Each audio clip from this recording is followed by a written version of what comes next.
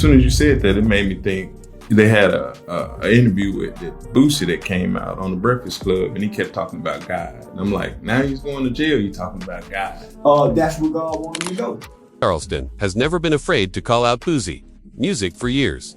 These two have hated and fought each other, but this time, things went to the next level when Charleston attacked Tootie Raw, Boosie's son. Boosie wasn't having it, and the result was catastrophic to say the least. Boosie goes crazy after Charleston White's shots Tootie music. Raw. The most volatile escalation in the Charleston White-Boosie conflict came when family members became targets, transforming what had been a war of words between two public figures into something that felt increasingly personal, increasingly dangerous, and increasingly difficult to music walk back from. Tootie Raw, Boosie's son, Torrance Taylor, entered the crosshairs after defending his father online. Music responding to White's constant attacks the way any loyal son might, with anger, with threats. Music with the language he had grown up hearing as the appropriate response to disrespect. Music what had been a conflict between two adults with competing interests and worldviews, transformed into something more dangerous. A multi-generational confrontation where threats, arrests, music, and allegations of coordination with law enforcement became central elements rather than peripheral complications. Tootie Raw was around 19 or 20 years old when he began sending messages to White defending his father against music, the constant attacks. The messages included insults and threats, telling White to shut music up,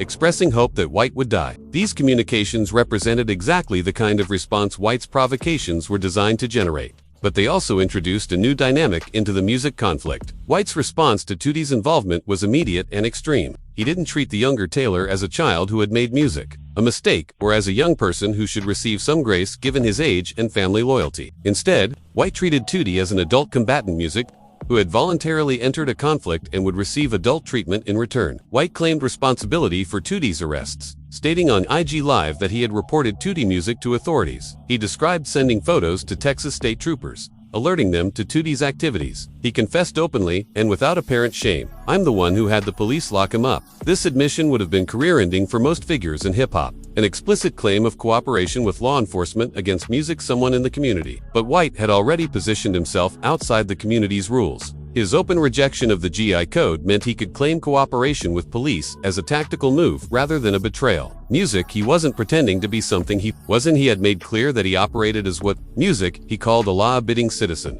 and using law enforcement against those who threatened him was consistent with that stated position. In September 2025, White claimed he got Tootie arrested again, this time in Atlanta, allegedly for possessing a Glock with a switch, a music-modified firearm that converts a semi-automatic pistol into something approximating full auto capability. White said the arrest happened within hours of his arrival in Atlanta, music suggesting coordination between his presence and law enforcement action. The claim remains officially unsubstantiated, but White's willingness to make it publicly demonstrated his comfort with being seen music as someone who would use authorities as a weapon. The threats White made against Tootie became increasingly explicit and disturbing. He warned that Tootie might music be smoked, shot if he continued the conflict. He framed potential violence as self-defense, suggesting that he would be justified in responding to threats with lethal force. He told Bowie that he might have to bury his boy before getting out of prison. Music, a statement that combined predictions of Tootie's death with reminders of Boosie's legal vulnerabilities. Music White extended his attacks beyond Tootie to Boosie's broader family. In various IG Lives and interviews,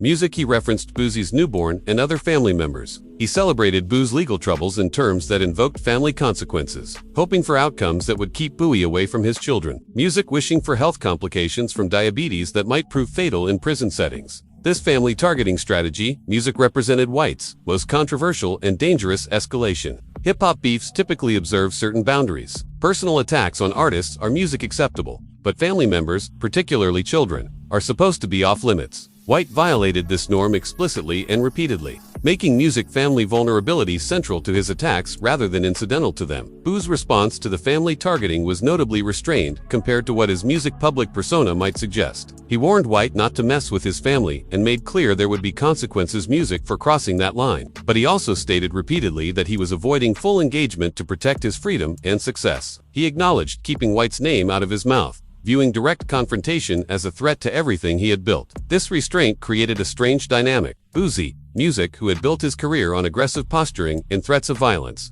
was backing down from a confrontation with someone attacking his children. White used this restraint as evidence that Boo's image was a facade, that when faced with someone who genuinely didn't care about consequences, Bowie revealed himself as more interested in preservation than the principles he claimed to embody. White's music philosophical framework, distinguishing between knowledge and wisdom, between talking and music doing, became his justification for the aggressive tactics he employed. He argued that he was the one actually executing on his beliefs, while others merely talked about theirs. His cooperation with law enforcement, his public threats, his willingness to target family members, all demonstrated music in his view that he meant what he said, while others hid behind personas they weren't willing to back up. So we really don't believe our knowledge because, if we did, there's no way we wouldn't act on it. Yeah, knowledge is transforming up music, and it makes you seek the path to understand your knowledge so you can execute through wisdom. Most know a bunch of but can't execute clears throat. The beef's origin traces back to late 2022, when Boosie publicly criticized Kanye West's White Lives Matter shirt. White blasted Boosie for even speaking on Kanye, initiating what would become years of escalating conflict. But White tied his animosity to something deeper. Boosie's alleged treatment of Marlo Mike, a music associate convicted in a 2012 murder case, whom White claims Boosie used and then abandoned. White gets emotional when discussing Marlo Mike, suggesting music this perceived betrayal represents the true core of his grievance. He accuses Boosie of sleeping good while Marlo Mike faces consequences of moving on with his life while someone who allegedly did work for him rots in prison. This loyalty music theme, or rather the accusation of disloyalty, connects the family attacks, the federal music case, trolling, and the geekcode hypocrisy arguments into a coherent narrative. In March 2024, Music White accused Boosie of threatening a Baton Rouge club promoter not to book him for a comedy show. Warning of consequences. White Music responded by threatening to call the FBI and police on Boosie to get him back in jail, claiming he had recorded evidence of the threats. This pattern, provocation, response, escalation repeated throughout their conflict. The comedy music tour element of White's career added another dimension to the conflict.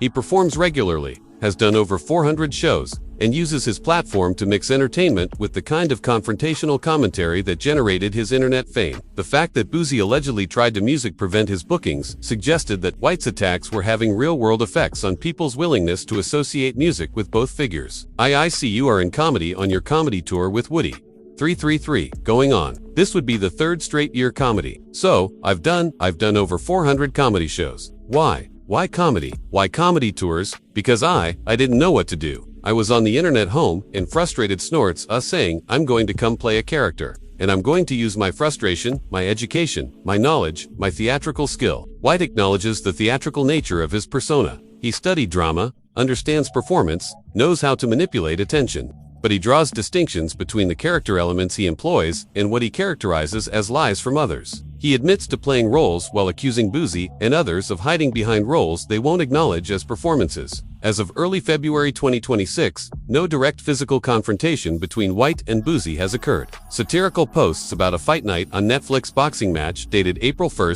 2026 music are clearly jokes or clickbait rather than real events. The conflict continues through interviews, social media posts, reactions to legal developments, and the recycling of older clips that platforms music continue to surface for new audiences. The family warfare aspect remains the most dangerous element of this ongoing beef. 2D, music raws, legal troubles, whatever their origin, have real consequences for a young person's future. The threats exchanged between adults have created a climate where violence seems possible, even if it hasn't occurred. And the precedent of using law enforcement as a weapon in personal disputes introduces tactics that could be replicated in other conflicts with potentially fatal results. White's willingness to cross lines, others observe, has made him a unique figure in hip-hop controversy. Someone whose power comes music precisely from his rejection of the community's norms, rather than his embrace of them. Whether this represents courage, sociopathy, or simply effective marketing remains a matter of perspective. Music and different observers will reach different conclusions based on their own values and experiences. What's clear is that the conflict with Boosie has provided White with years of content, platform growth, and a defined position in cultural conversations about accountability, authenticity, and the codes people claim to live by. The beef shows no signs of natural resolution. Boosie's 3 years of supervised release music mean any misstep could trigger the federal consequences White has been hoping for. 2D's legal troubles continue to music create potential flashpoints in the fundamental dynamic White attacking. Boosie absorbing hits music to protect his freedom seems stable enough to continue indefinitely. The audience remains engaged. The algorithms continue serving the content, and both figures have found their roles in a drama music that generates attention regardless of whether it ever reaches a climax. Charleston White exposes music, new footage of Boosie The concept of the unwritten rules governing street conduct, the informal music constitution of loyalty and silence that ostensibly separates authentic figures from frauds. Music became the ideological battleground, where Charleston White mounted his most devastating attacks against Boosie Badass. White has repeatedly accused Bowie of selective application of these principles, arguing that Bowie enforces street rules against some while giving passes to others based on friendship, business relationships, or simple convenience rather than any consistent principle. The accusations struck at the heart of Bowie's brand, which had been built substantially on his music reputation as someone who lived by the code. Someone whose word meant something. Someone who distinguished himself from artists who merely performed street authenticity without actually embodying it. The music Big Meech situation crystallized this critique in ways that made Boosie's position increasingly difficult to defend. When allegations surfaced connecting Big Meech to cooperation with authorities, the hip-hop community watched to see how figures who had built their brands, music on Antonich principles would respond. Boo's response became a case study in what White characterizes as hypocrisy. The contrast with Boo's treatment of T could not have been more stark. When allegations emerged about T's potential music cooperation with authorities, Bowie cut ties immediately and publicly. He went to Vlad TV and other platforms' music to denounce his former friend. He canceled a joint album they had been working on together. He terminated a relationship music that had extended to their children becoming friends, their families interacting, their professional lives intertwining. The situation demonstrated that Boosie was willing to enforce the no-snitch code with ruthless consistency when it suited him. He didn't wait for proof. He didn't require documentation. Allegations alone were sufficient to sever ties with someone who had been close enough to share studio sessions, music, and family gatherings. And it just like that, Bowie cut him off. Went to Lad TV running, calling the man a snitch, calling all that stuff. Whole album done with T, and even their kids was friends hanging out doing all this stuff. And now music, it was like boom, he was cool. I'm not messing with T no more because there's these rat allegations and I'm cool. Now you fast forward a couple years and you're not doing the same. You're not keeping that same energy with Big Meech. But Big Meech received different treatment. Boosie publicly stated his commitment to honoring his word, to showing up for commitments he had made.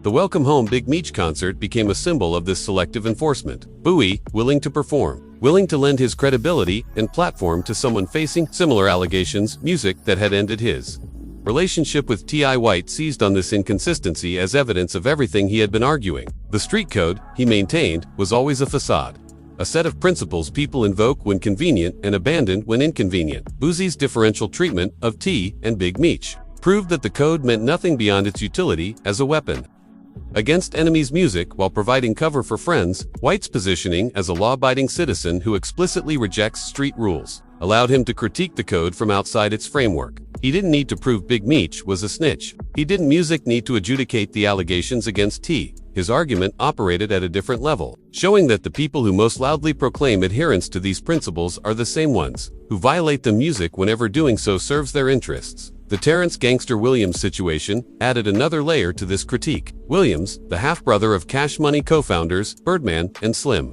faced his own allegations after helping close cold cases during his 23 years music on a life sentence. Boosie had been vocal in calling Williams a snitch, claiming he made Birdman and Cash Music Money look bad. But Williams' situation differed fundamentally from the typical snitch allegation. Music, the people he allegedly provided information about were deceased. No living person faced indictment, music, or additional time as a result of his cooperation. No one went to prison because of what Williams said. The consequences were historical music rather than present day. White leveraged this distinction to further demonstrate the arbitrary nature of street codes. Boosie would denounce Williams for helping solve cases involving deceased individuals. Music while defending Big Meech against allegations of cooperation that potentially affected living people. The logic, White argued, made no sense unless you understood that the code was never about principles. Music, it was about power, about who gets to decide who wears the snitch jacket and who gets a pass. First you talk that streets, this street, and from what I understand, in the streets or even in the federal prison system of music, you have to have paperwork and documentations to show. And in one thing we know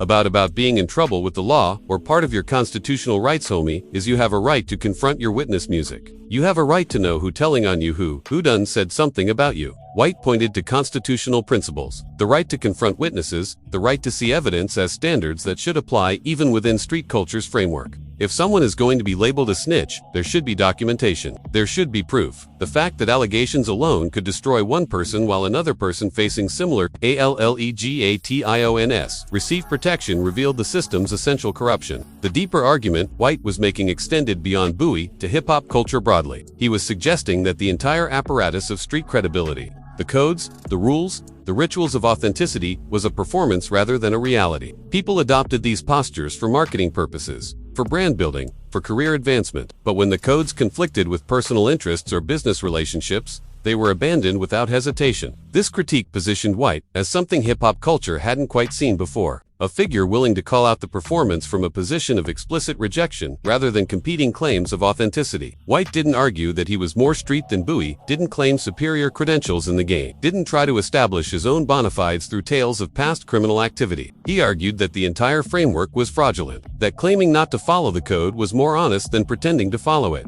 while constantly making exceptions for friends and business partners. So I'm saying men even win out speculation, and because of that, that's why I tell real street homies, stay off the internet. If you're a real street homies, stay off the internet. Man, don't get caught up into this. White's advice for real street people to stave off the internet carried particular weight given the context and timing of his observations. He was suggesting that the social media era had made the code impossible to maintain with any consistency, that the scrutiny, the documentation, the permanent record of who said what and when and to whom made the contradictions too possible to ignore for anyone paying attention. Boosie's inconsistency wasn't unique to him. It was what happened when street posturing met internet permanence. Music when the statements made years ago could be instantly retrieved and compared to statements made yesterday. The archive never forgets, and the audience never stops searching for hypocrisy to expose. The federal fall, how Boosie's gun case reignited the war. The federal courthouse in San Diego became ground zero for what Charleston White had been predicting for years. And when the news broke, White wasted no time positioning himself as the prophet who had foreseen this downfall long before the indictment papers were filed. Boosie Badass, real name Torrance Ivy Hatch Jr., faced federal charges as a felon in possession of a firearm and ammunition, charges that carried a potential maximum of 15 years behind bars.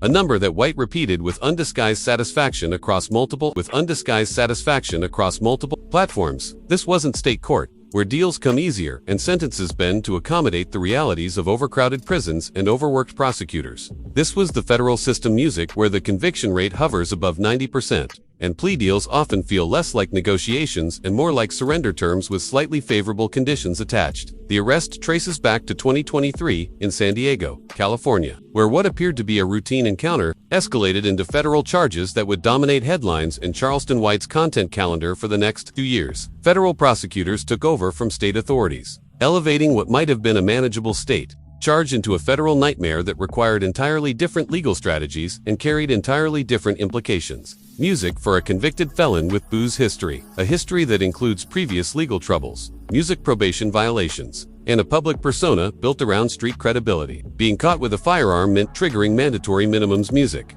and sentencing guidelines that leave judges with limited discretion. The government doesn't play when it comes to guns in the hands of those society has already deemed too dangerous to possess. And Bowie found himself facing the full-weight music of prosecutorial resources deployed against him. Charleston White watched these developments unfold like a man who had placed a winning bet years ago and was finally collected. His commentary on the case became relentless, surgical in its cruelty, music and delivered with the theatrical precision of someone who understood exactly how to maximize both music, the message, and the attention it would generate. In an interview posted January 11, 2026, White music broke down Boosie's legal situation with the kind of detail that suggested he had been studying court documents. White's analysis centered music on what he perceived as Boosie's fundamental miscalculation: the belief that celebrity status and street credibility could somehow insulate him from federal consequences. White repeatedly emphasized that music, the federal system, operates by different rules, that the relationships and intimidation tactics that might work in Baton